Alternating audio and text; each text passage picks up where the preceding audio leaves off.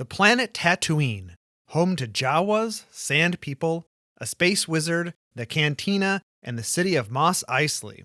At the end of The Return of the Jedi, we see the people of Mos Eisley celebrating the destruction of the Galactic Empire, but they were also celebrating the downfall of the Hutt crime family. Leia killed Jabba, ending his reign as the mob boss of the desert city. Jabba ruled Mos Eisley with an iron fist, and the city is now ready to grow and prosper with a true municipal government. Local leaders know they need a long-range plan for Mos Eisley's future development. They need a comprehensive plan. But how do they create one? Planners being planners need to have a plan for their plan. Most long-range planners rely on a planning process called the Rational Comprehensive Model. With a name like that, why wouldn't you use it? And here it is. Just like planners here on Earth, Mos Eisley planners don't follow this process exactly, but use it as a starting point when crafting their own processes.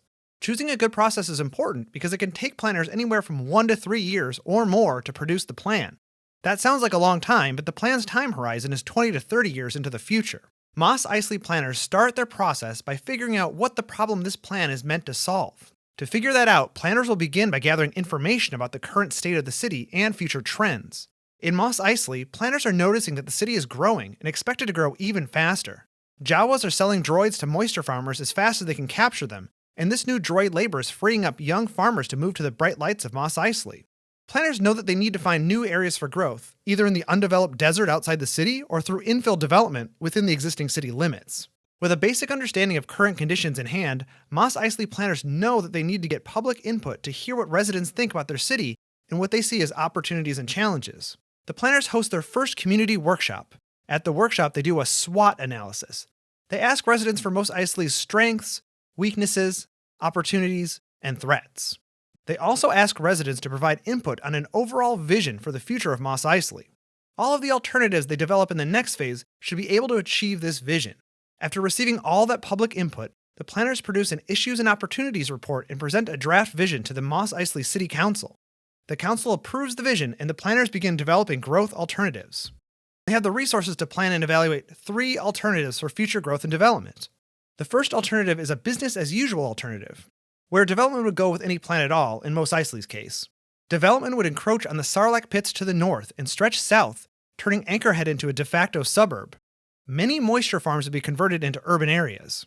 Their second alternative emphasizes compact growth and infill development. The crux of their plan is redeveloping imperial forts and armories within city limits into new housing and retail. They plan for limited, high-density development on the edge of the city, allowing new residents to reach the city center without using speeders or banthas. The final alternative splits the difference. This alternative also plans on the redevelopment of imperial property, but at a lower density. New neighborhoods on the urban fringe are planned at lower densities and extend toward Anchorhead, but not near the Sarlacc pits.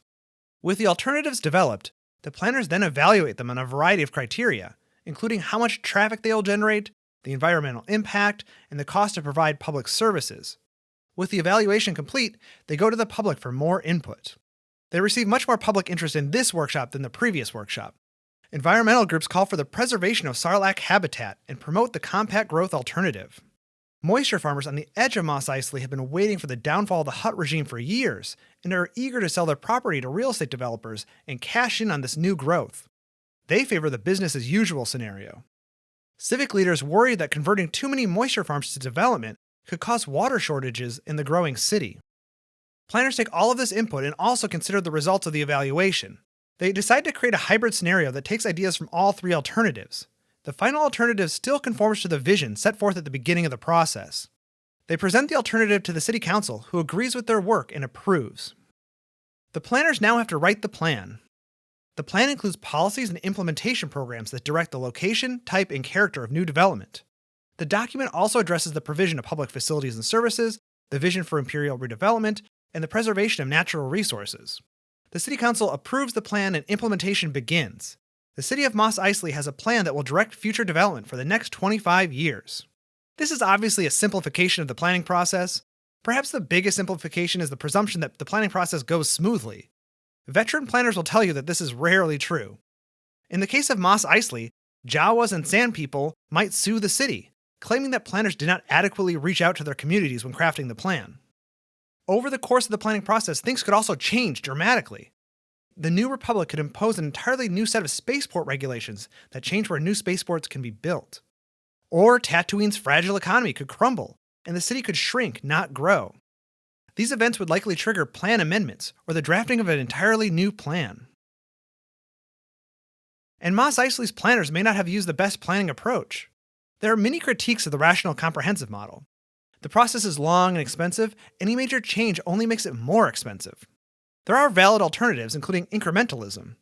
Best described in the essay titled The Science of Muddling Through, this approach favors small, incremental steps instead of long-range plans. Another alternative is advocacy planning. One of the key ideas from this model is plural planning, where planners work with disadvantaged groups to develop mini plans that further their interests. Whichever model is chosen, the truth remains. Planning is never easy, but it is necessary for the orderly use of land and resources. Mos Eisley planners did it, and they definitely deserve a well-earned drink at the cantina. Hey there, if you want to continue supporting this channel, check out our Patreon page. I put a link in the description below. Perks include early access to scripts, early access to videos, and a monthly Google Hangouts with me. I'll also be asking for advice and feedback from you. So thanks for supporting this channel, and thanks for considering Patreon.